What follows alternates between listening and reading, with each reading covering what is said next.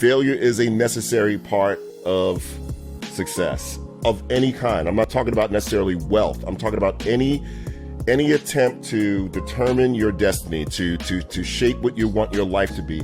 Failure is a part of it. If I pan this camera around this office, you would see what my family calls carnage, because I'm always trying something new. Now, I'm not talking about like in a, what's the word I'm thinking about? Flighty sense. I'm not all over the place. I'm within some parameters, right? I'm an educator, I'm a coach, a consultant, a speaker. So I'm in those parameters, but I've tried a lot.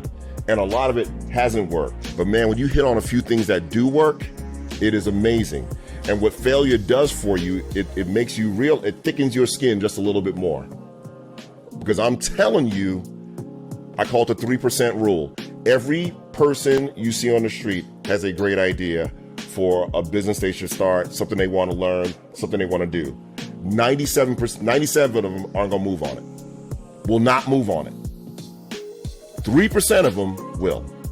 And I always want to be a part of that 3%. And the older you get, the more you realize, why am I worried about folks who really aren't thinking about me for real and ain't paying none of these bills? So I'm just telling you, I'm not going to sound like some grumpy old man on the stoop saying, there's so much opportunity, you just go out and grab it.